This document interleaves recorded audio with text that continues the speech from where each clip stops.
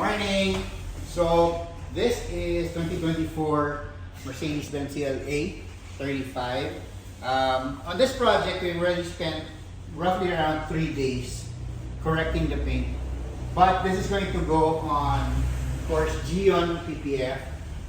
It's the hybrid edition. So it's not like the heating properties of this material is instantaneous. And if you look at Geon worldwide, eto may marketing print talaga.